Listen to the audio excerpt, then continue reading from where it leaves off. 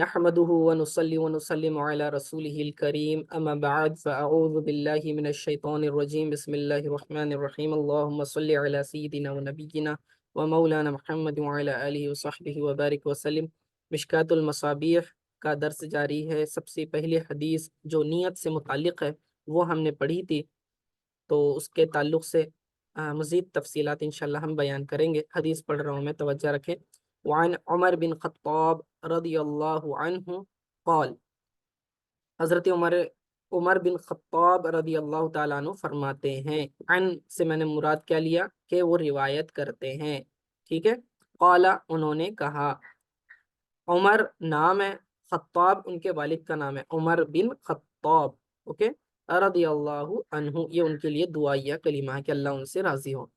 قال رسول اللہ صلی اللہ علیہ وسلم، کہ رسول اللہ کے رسول صلی اللہ علیہ وسلم نے فرمایا، قال فرمایا، انما الاعمال بالنیات، بے شک اعمال کا دار و مدار نیتوں پر ہے، یعنی اعمال کے ثواب کا ملنا یا نہ ملنا، قبول ہونا نہ ہونا، یہ تمام ڈیپینڈنٹ ہے کس کے اوپر؟ انٹینشنز کے اوپر، نیتوں کے اوپر۔ وَإِنَّمَا لِامْرِئٍ مَا نَوَى، دیکھیں، اور ہر شخص کے لیے، بے شک ہر شخص کے لیے وہی ہے جس کی اس نے نیت کی۔ ما نوا، یہ کلمہ دیکھیں لفیف ہے، نوا اس کے اندر واو اور یا دونوں کیا آئے ہیں؟ ساتھ ساتھ آئے ہیں، لفیف مقرون، ٹھیک ہے، دو حرف علت۔ فَمَنْ كَانَتْ هِجْرَتُهُ إِلَى اللَّهِ وَرَسُولِهِ، بس جس کسی کی ہجرت اللہ کی طرف اور اس کے رسول کی طرف ہو، فَهِجْرَتُهُ إِلَى اللَّهِ وَرَسُولِهِ، تو اس کی ہجرت اللہ کی طرف اور اس کے رسول صلی اللہ علیہ وسلم کی طرف شمار ہوگی، یعنی کاؤنٹ ہوگی۔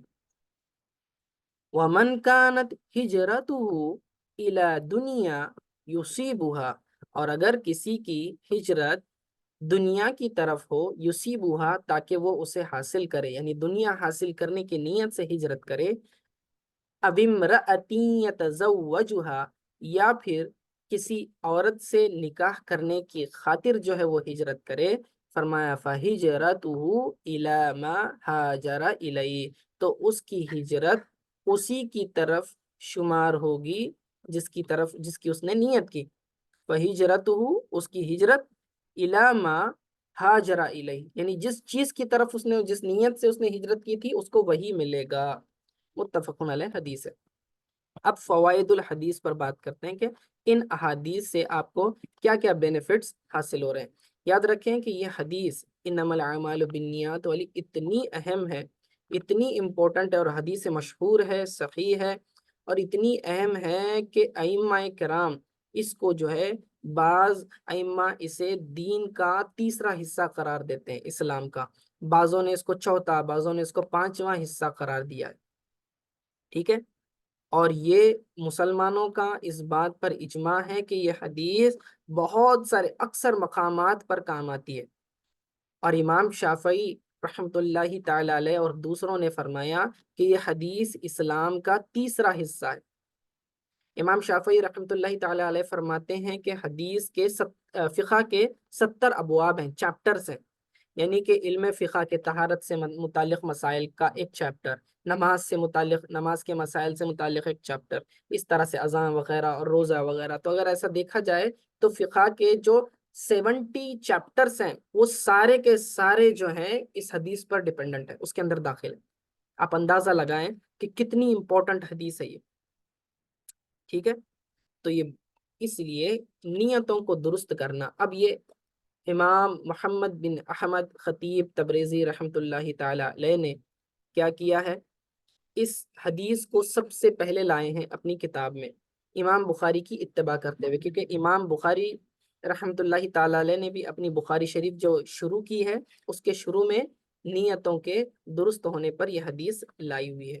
تو اس حدیث سے علامہ خطیب تبریزی شروع کر کے یہ بتانا چاہ رہے ہیں کہ میری یہ کتاب لکھنے کی نیت خالص اور خالص اللہ تعالیٰ کی رضامندی کے لیے ہے، ٹھیک ہے۔ اللہ کی رضامندی کے لیے ہے۔ تو اب اس سے یہ ثابت ہوا کہ پڑھنے والے کو چاہیے کہ اس کتاب کو پڑھنے سے پہلے اپنی نیت کو درست کر لے۔ اگر آپ کی حدیث پاک پڑھ کر یہ نیت ہے، حدیث پاک پڑھنے کی نیت یہ ہے کہ میں رسول اللہ صلی اللہ علیہ وسلم کی سنتوں پر عمل کروں گا، اسلام کے احکامات پر عمل کروں گا اور اللہ تعالیٰ کی رضا حاصل کروں گا، تو پھر آپ کو مکمل فائدہ حاصل ہوگا۔ اور اگر کسی کی نیت میں کھوٹ ہے، خرابی ہے، وہ سمجھتا ہے کہ میں علم حدیث حاصل کر کے لوگوں پر فخر کروں گا، لوگوں میں جو ہے اپنے آپ کو بڑا سمجھوں گا، لوگوں میں عزت کا مقام پاؤں گا، یا لوگوں سے جو ہے احادیث بتا بتا کر جھگڑوں گا دلائل وغیرہ دے کر، تو اس طرح کی اگر نیت فاسدہ ہے تو پھر اس کا اجر ثواب ضائع ہو جائے گا۔ ٹھیک ہے، یہ بہت ہی امپورٹنٹ ہے۔ بعض علماء نے فرمایا، جس کے اندر امام دار قطنی بھی ہیں، امام ابو داود بھی ہیں، امام ابو داود 3 حدیثوں پر جو ہے کہتے ہیں کہ پورا نچوڑ آ جاتا ہے اسلام کا۔ امام دار قطنی فرماتے ہیں کہ 4 حدیثیں ایسی ہیں کہ ان 4 حدیثوں میں دین کا پورا خلاصہ آ جاتا ہے۔ ٹھیک ہے، یعنی اصول احادیث 4 ہیں، اصول احادیث اسلام 4 ہیں۔ کون فرماتے ہیں؟ امام دار قطنی، یہ بڑے محدث ہیں، ان کی احادیث بھی اس کتاب میں مشکات شریف میں آئیں گے آگے۔ ٹھیک ہے، وہ 4 حدیثیں کون سی ہے؟ نمبر 1، اعمال کا دار و مدار نیتوں پر ہے، یہ ایک حدیث۔ دوسری، کہ حسن اسلام میں سے ہے کہ آدمی بے فائدہ کام کو چھوڑ دیا جائے، جو فضول چیزیں ہیں جس میں نہ دین کا فائدہ نہ دنیا کا فائدہ، ایسی کوئی کام نہ کیے جائیں، یہ ایک حدیث ہے، تو یہ ایک امپورٹنٹ۔ تیسری، حلال اور حرام واضح ہے والی ایک حدیث ہے، وہ تھوڑی طویل ہے۔ اور چوتھی جو ہے، دنیا میں سب سے زیادہ زہد اللہ عز و جل سے محبت کرنا ہے۔ تو یہ 4 حدیثوں کو کیا کہتے ہیں؟ وہ اصول احادیث، اسلام کے اصول احادیث کہا جاتا ہے، کہ یہ 4 حدیثوں میں جو ہے پورے دین کا خلاصہ اور نچوڑ آ جاتا ہے، اسی سے آپ سارے احکام بہت سارے نکال سکتے ہیں۔ ٹھیک ہے، اندازہ لگائیں کہ کتنی امپورٹنٹ ہے۔ اور ایک کتاب ہے امام اعظم رحمۃ اللہ تعالی علیہ کے وصایا، یعنی ان کی وصیتوں کے متعلق جو انہوں نے اپنے شاگردوں کو کی تھی، اپنے اسٹوڈنٹس کو کی تھی، تو امام اعظم ابو حنیفہ رحمۃ اللہ تعالی علیہ نے جو ہے اپنی وصیت فرمائی تھی، تو اس میں یوں تحریر ہے کہ فرماتے ہیں کہ 5 حدیثوں پر عمل کرو جن کو میں نے 5 لاکھ احادیث سے جمع کیا ہوا ہے۔ کیا فرما رہے ہیں آپ؟ 5 حدیثوں پر عمل کرو جن کو میں نے 5 لاکھ حدیثوں میں سے چنا ہے۔ اور وہ کون سی ہیں؟ پہلی تو اعمال کا دار و مدار نیت پر ہے، یہ والی حدیث۔ دوسرا، انسان کے اسلام کی خوبی یہ ہے کہ وہ بیکار چیزوں کو چھوڑ دے، یعنی جو دنیا و آخرت کا نفع نہ دے۔ تیسرا، تم میں کوئی شخص مومن نہ ہوگا جب تک اپنے مسلمان بھائی کے لیے وہی چیز پسند نہ کرے جو اپنے لیے پسند کرتا ہے۔ چوتھا، حلال بھی ظاہر ہے اور حرام بھی ظاہر ہے، اس کے درمیان شبے کی چیزیں ہیں، وہ جو لمبی حدیث ہے وہ والی۔ اور پانچواں، کامل مسلمان وہ ہے کہ جس کی زبان اور ہاتھ سے دوسرے مسلمان محفوظ رہیں۔ تو یہ 5 حدیثیں آپ یاد کر کے اس پر عمل کر لیں گے تو بہت بڑا کام ہوگا۔ یہ سب سے ٹاپ موسٹ امپورٹنٹ حدیثیں آپ فرماتے کہ میں نے 5 لاکھ حدیثوں میں سے چنی ہے۔ آپ اندازہ لگائیں کہ ان کی نظر محدثین اور فقہا کی کیسی گہری ہوگی کہ ان 3 یا 5 حدیثوں کو وہ اصول فرما رہے ہیں۔ جیسے کہ میں نے آپ کو قول سنا بھی دیا کہ 70 فقہی ابواب میں تو صرف ایک حدیث کام کر رہی ہے۔ ٹھیک ہے نا، تو یہ بہت ہی زبردست چیز ہے۔ اب یہاں اس حدیث کے اندر آپ غور کریں گے تو یہاں آپ کو پتا چلے گا اس کے اندر 2 اصول ہیں اور 2 مثالیں ہیں۔ اصول کیا؟ کہ پہلا اصول اس حدیث کے اندر یہ دیا گیا کہ جو بھی اعمال جو ڈیپینڈنٹ ہے وہ کس پر ہے؟ نیتوں پر ہے۔ اعمال کس پر ڈیپینڈنٹ ہے؟ نیتوں پر ہے۔ اور دوسرا اصول یہ ہے کہ ثواب کا دار و مدار جو ہے عمل پر نہیں ہے، نیت پر ہے۔ کیوں فرمایا آپ نے؟ دیکھو، وَإِنَّمَا لِامْرِئٍ مَّا نَوَىٰ، ہر شخص کے لیے وہی ہے جس کی اس نے نیت کی۔ ٹھیک ہے، تو اب ایک ہوتا ہے عمل، ایک ہوتا ہے اس کی نیت۔ نیت عمل سے پہلے ہوتی ہے، انٹینشن، اسٹرانگ انٹینشن، دل کے پختہ ارادے کو نیت کہتے ہیں۔ زبان سے الفاظ کو کہنا نیت نہیں کہلاتا، وہ تو آپ اس کی تکرار کر رہے ہیں۔ اظہار کر رہے ہیں، ٹھیک ہے، لیکن نیت صرف دل کے پکے ارادے کو کہتے ہیں، عزم مصمم کو کہتے ہیں۔ اب یہ نیت جو ہے آدمی عمل سے پہلے کرتا ہے۔ مثال کے طور پر اس نے نیت کی کہ میں جو ہے صبح اٹھ کر علم دین حاصل کروں گا۔ ابھی مجھے بتائیں کیا اس نے علم دین حاصل کر لیا؟ نہیں کیا، صرف اس کی نیت کی۔ یہ نیت ایک عمل اس کا سیپریٹ کر لیں۔ اب اس کے بعد وہ عمل کرے گا، یعنی کہ وہ لیکچر اٹینڈ کرے گا، درس سیکھے گا، علم دین حاصل کرے گا، یہ اس کا عمل ہوا۔ اب ثواب کس بنیاد پر ملے گا؟ عمل کرنے کی بنیاد پر ملے گا یا صرف نیت کرنے کی بنیاد پر ملے گا؟ تو اصول یہ ہے کہ ثواب کا ملنا نہ ملنا نیت پر ڈیپینڈنٹ ہے، عمل کے اوپر نہیں۔ اسی لیے اگر کوئی شخص کسی عمل کی نیت کرتا ہے تو اس کو اسی وقت اس کا ثواب دے دیا جاتا ہے جبھی اس نے نیت کی، یعنی جیسے اس نے نیت کی کہ میں علم دین اللہ کی رضا کے لیے حاصل کروں گا، تو اسی نیت کے وقت ہی اس کو ثواب دے دیا گیا۔ اب جب اگر وہ عمل کرے گا صحیح نیت کے ساتھ تو اس کو دگنا اجر ملے گا عمل کرنے کا بھی۔ نیت کا ثواب الگ، عمل کا ثواب الگ، ہو گیا یہاں تک؟ اب آگے سنیں۔ اب اس کے اندر بعض اوقات ایسا ہوتا ہے کہ انسان اچھے عمل کی نیت کرتا ہے لیکن وہ عمل کر ہی نہیں پاتا، تو اب اس کو بتائیں کہ ثواب ملے گا یا نہیں ملے گا۔ مثال کے طور پر کوئی شخص چاہتا تھا کہ میں جو ہے زکوٰۃ ادا کروں، لیکن اس سال اس کے پاس اتنا مال آیا ہی نہیں کہ وہ زکوٰۃ ادا کر سکے، نصاب جتنا مال ہی جمع نہیں ہوا، لیکن اس کی نیت تھی کہ اگر مال آ گیا تو میں کیا کروں گا؟ زکوٰۃ دے دوں گا، لیکن اس کو مال آیا ہی نہیں، ملا ہی نہیں۔ تو اب مجھے بتائیں کیا اس کو ثواب ملے گا یا نہیں ملے گا؟ اس کو ثواب بالکل ملے گا، اور پورا پورا ملے گا زکوٰۃ ادا کرنے کا ثواب، حالانکہ اس نے زکوٰۃ ادا کی نہیں کی۔ کیوں؟ کیونکہ ثواب کا ملنا نیتوں پر ہے، ابھی اس نے عمل نہیں کیا لیکن پھر بھی اس کو ثواب ملا۔ دیکھیں یہ اللہ تعالیٰ کا کتنا بڑا احسان ہے امت محمدیہ پر کہ عمل نہیں بھی کیا، صرف نیت کر لی تو اس کو ثواب ملا۔ اسی لیے ہمیں چاہیے کہ ہم زیادہ سے زیادہ اچھی سے اچھی نیتیں کیا کریں اور اپنی نیتوں کو درست کرنا سیکھیں۔ باضابطہ اس کی پریکٹس لی جاتی ہے، اور یہ اتنا اہم چیپٹر ہے کہ آپ مفتی بھی بنتے ہو نا، کامل الفقہ میں بھی چلے جائیں تو آپ کو اس نیت کے اوپر مہینہ مہینہ جو ہے مسائل سکھائے جاتے ہیں، صرف نیت کے مسئلے کے اوپر مہینہ مہینہ مدرسے میں پڑھایا جاتا ہے۔ اندازہ لگائیں کہ یہ کتنی اہم اور اصول والی حدیث ہے، ٹھیک ہے؟ اب آگے دیکھیے، تو وَإِنَّمَا لِإِمْرِئٍ مَّا نَوَىٰ، ہر شخص کے لیے وہی ہے جس کی اس نے نیت کی، ہم نے یہ بتا دی۔ تو دو اصول ہو گئے۔ اب اس میں دو مثالیں دی ہیں، ایک ہے نیت صحیحہ کی مثال، دوسری ہے نیت فاسدہ کی مثال۔ فاسدہ مطلب غلط نیت، خراب نیت۔ فمن کانت ہجرتہ سے مثال شروع ہو رہی ہے، جس کسی نے اللہ اور اس کی رضا کی خاطر ہجرت کی تو اس کی ہجرت اللہ اور اس کے رسول کی طرف ہی شمار ہوگی، فرمایا۔ اب ہجرت کسے کہتے ہیں؟ ہجرت کا لغوی معنی ہے، ڈکشنری میننگ ہے، ایک مقام سے دوسرے مقام پر منتقل ہو جانا، پہلے والے مقام کو چھوڑ دینا اور دوسرے مقام کی طرف چلے جانا، اس کو ہجرت کہتے ہیں۔ لیکن یہاں پر کون سی ہجرت مراد ہے؟ یہاں ہجرت شرعی مراد ہے۔ شرعی ہجرت کون سی؟ کہ جس میں مسلمانوں نے جو ہے مکہ سے مدینہ کی جانب ہجرت کی، رسول اللہ صلی اللہ علیہ وسلم کے حکم سے اور اللہ تعالیٰ کے حکم سے جو ہے مکہ کو چھوڑا اور مدینہ جا کر بس گئے تاکہ اپنے اسلام کو بچا سکیں، ایمان کو بچا سکیں، کیونکہ مکہ میں کافی تکالیف دی جا رہی تھی۔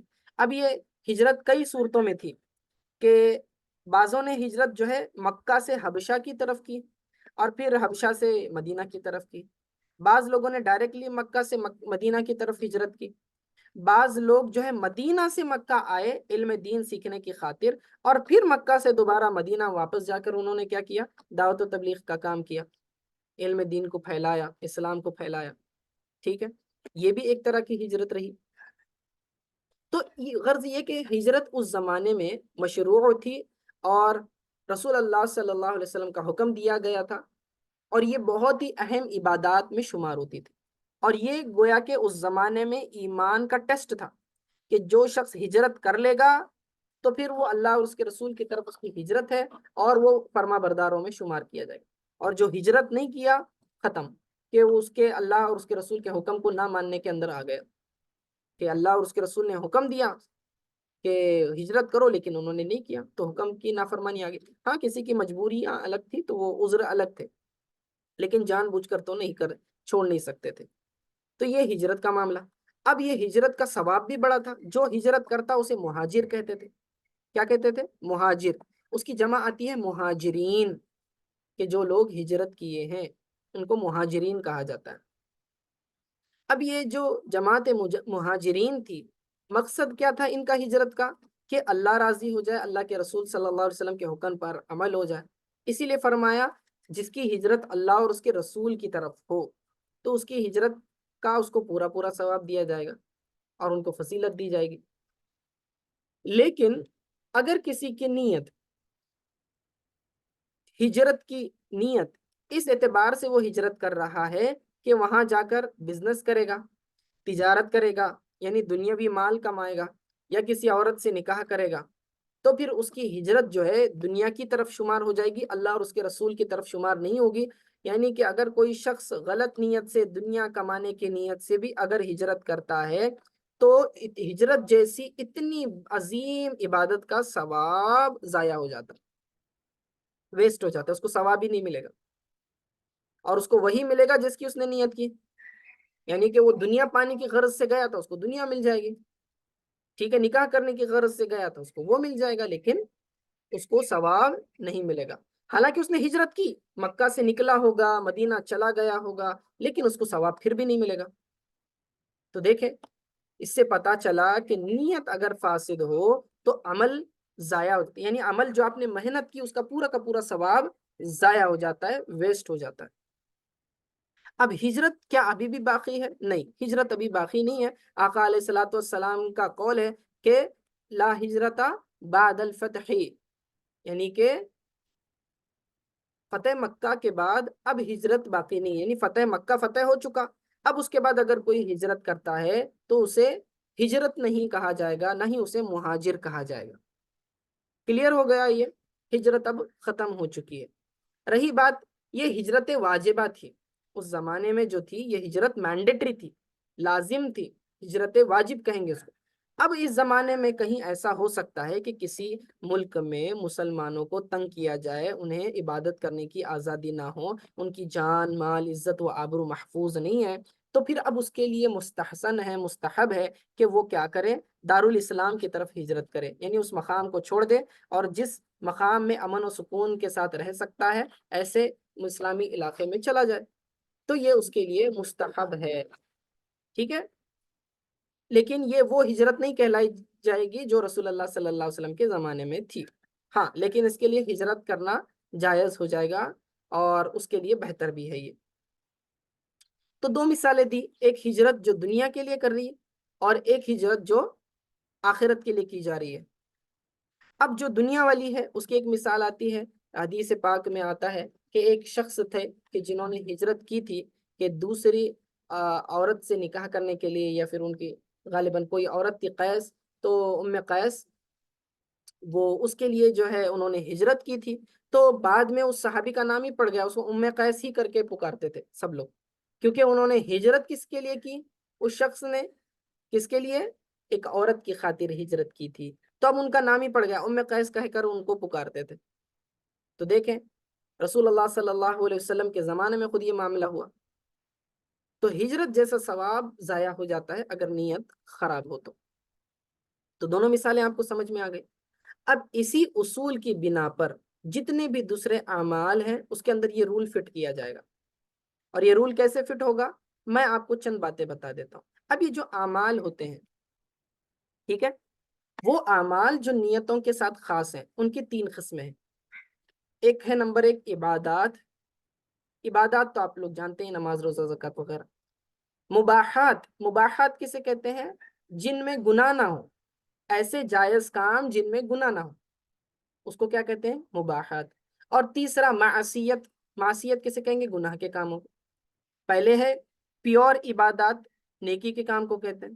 دوسرا مباحات جس میں گناہ کا کام نہیں ہوتا لیکن جائز ہوتا ہے، اور تیسرا معصیت جو گناہ کا کام ہوتا ہے۔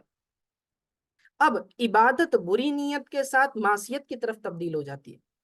دیکھیے آپ رول دیکھیے کیسے بیٹھ رہا ہے کہ اگر کوئی شخص عبادت کرے لیکن عبادت میں بری نیت کرے تو وہ گناہ بن جاتا ہے. مثال کے طور پر ریاکاری کے طور پر نماز پڑھنا. ریاکاری یعنی دکھاوے کے لیے. نماز اس لیے پڑھ رہا ہے کہ لوگ کہیں کہ مجھے بہت نمازی ہے. 2 رکعت نماز کے لیے کھڑا ہو گیا. عموماً جو ہے چھوٹے چھوٹے سورے پڑھتا تھا.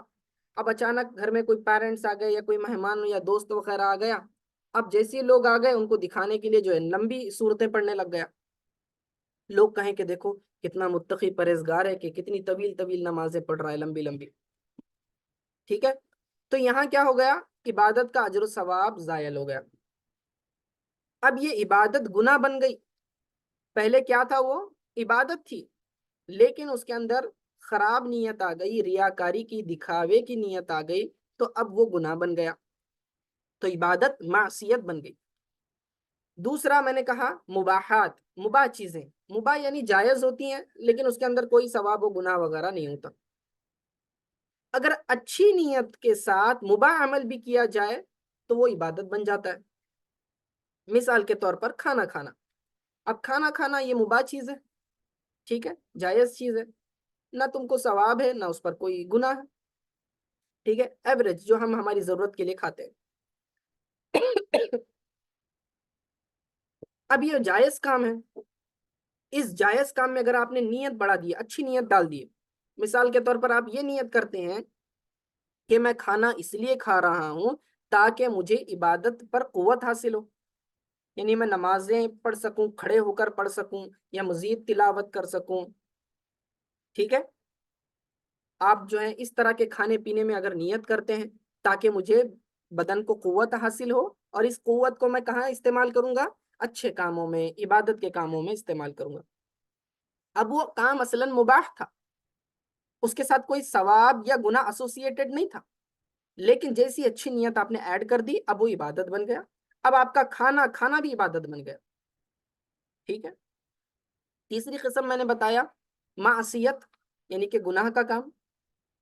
اب معصیت میں اگر آپ اچھی نیت بھی کر لیں گے تو وہ عبادت نہیں بنے گا. ہاں، گناہ کے کاموں میں بعض نیتوں کی وجہ سے اس کا عذاب بڑھ جاتا ہے اور بعض صورتوں میں تو کفر ہو جاتا ہے. مثال کیسے؟ کہ کوئی شخص جو ہے، ابھی نماز کی مثال لیتے ہیں. ٹھیک ہے، کہ نماز پڑھ رہا ہے ریاکاری سے. اچھا، معصیت کی مثال دینا ہے. ٹھیک ہے، گناہ کا کام، شراب پینا یہ گناہ کا کام ہے. اب اگر آدمی اچھی نیت کر لیتا ہے کہ میں شراب پیتا ہوں تاکہ مجھے جو ہے میری پیاس بجھ جائے اور مجھے کیا کہتے ہیں قوت حاصل ہو جائے، ٹھیک ہے، تاکہ میں جو ہے اچھے کام کر سکوں، تو یہ نیت جو ہے فاسدہ ہے. اور اس طرح کی اچھی نیت بھی اگر آپ حرام کام میں کرتے ہیں، ناجائز کام، گناہ کے کام میں کرتے ہیں، تو اب وہ جو ہے اس کا گناہ اور بڑھ جاتا ہے، اس میں کوئی ثواب نہیں ملتا. ٹھیک ہے، اور وہ عبادت نہیں بن جاتا. ٹھیک ہے. اور بعض صورتوں میں اگر شراب پی رہا ہے لیکن اسے حلال سمجھ کے پی رہا ہے، نیت یہ کی کہ بھائی شراب تو بالکل جائز ہے، جائز کام تو کرنے چاہیے، اور پھر پی رہا ہے تو وہ کفر بن جاتا ہے. ابھی ایمان سے نکل جائے گا، اب مسلمان ہی نہیں رہا کیونکہ اس نے حرام کو حلال جانا. تو بعض صورتوں میں کفر ہو جاتا ہے. تو گناہ کے کاموں میں، معصیت کے کاموں میں آپ اچھی نیت کر لینے سے اس پر ثواب کچھ ملتا نہیں ہے بلکہ اس کا عذاب بڑھ جاتا ہے. تو اسی طرح تمام اعمال نیتوں کے محتاج ہیں. اگر نیت رضائے الہی نہیں ہوگی اس میں تو اعمال کے 3 احکام ہوں گے. نمبر 1، نیک عمل اس کی بری نیت کے سبب اس کے حق میں گناہ بن جائے گا لیکن لوگ اس سے فائدہ اٹھا لیں گے، لیکن عمل کرنے والے کو کچھ نہیں ملے گا. مثال کے طور پر اگر اللہ کی رضا کے علاوہ وہ دکھاوے کے طور پر کسی کو صدقہ دیتا ہے، اب صدقہ دینا تو اس کے مال سے لوگوں نے تو فائدہ اٹھایا لیکن صدقہ دینے والے کو کوئی ثواب نہیں ملے گا. کیوں؟ کیونکہ اس کی نیت خراب تھی، دکھاوے کے لیے دیا اس نے. تو یہاں کیا ہو رہا ہے؟ اس کے عمل سے، نیک عمل سے دوسروں کو فائدہ ہو رہا ہے، خود کو فائدہ نہیں ہو رہا. دوسری قسم یہ ہوگی کہ اس کا فرض ساقط ہو جائے گا، اس کے فرض اس کے ذمے سے ہٹ جائے گا لیکن ثواب بھی نہ ملے گا بلکہ گناہگار ہوگا اور دوسرے لوگوں کو بھی کوئی بینیفٹ حاصل نہ ہو. جیسے کہ نماز پڑھنے والا اور روزہ رکھنے والا، اگر کسی نے روزہ رکھا دکھاوے کے لیے، ٹھیک ہے، تو نہ اس کو ذات کو خود کو فائدہ ہے نہ دوسروں کو فائدہ ہے۔ اب ریاکاری کے طور پر اگر اس نے روزہ رکھا تو اس کا فرض تو اس کے ذمے سے اتر گیا، لیکن گناہگار ہوا، ثواب نہیں ملا روزے کا، اس کا صرف فرض ادا ہو گیا، لیکن اس کو کوئی ثواب نہیں ملا بلکہ گناہ ملا۔ اسی طرح ثواب کا موقع، اس کا جو ٹائم رہتا ہے کہ جس ٹائم پر اگر وہ کر لیتا تو اس کو ثواب مل جاتا، تو اگر ثواب کا موقع ہاتھ سے چلا جائے تو نہ کرنے والے کو ثواب ملے گا، ٹھیک ہے، نہ جو ہے گناہ ملے۔ جیسے مباح اعمال کہ نیند، کھانا پینا وغیرہ، جب یہ حد سے نہ بڑھ جائیں تب تک کی بات کر رہا ہوں۔ مثلاً کھانا کھانے اور پینے اور نیند سے بھی پہلے اچھی نیتیں کر سکتا تھا، میں سو اس لیے رہا ہوں، میں نیند اس لیے پوری کر رہا ہوں تاکہ میری تھکاوٹ دور ہو جائے اور میں فریشنس کے ساتھ جو ہے دین کی خدمت کروں گا، والدین کی خدمت کروں گا، حلال روزی کماؤں گا، علم دین حاصل کروں گا، عبادات کروں گا، اس لیے میں آرام کر رہا ہوں، تو اب اس کا سونا عبادت بن جائے گا۔ لیکن اگر اس نے نہیں کیا، مثال کے طور پر بس ایسے ہی سو گیا، تو اب اس کا موقع تھا عبادت کا اور اس نے وہ ضائع کر دیا، اس کی وجہ سے اس کا نقصان ہو گیا۔ تو خلاصہ یہی ہے کہ اچھی نیتیں کی جائیں اور بری نیتوں سے بچا جائے۔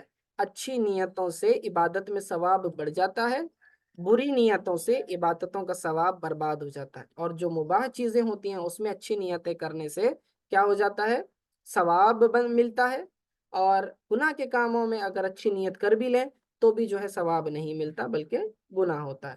تو آج کے لیے اتنا کافی، وصلی اللہ تعالی علی خیر خلقی محمد وآلہ وصحبہ اجمعین برحمتک یا ارحم الراحمین۔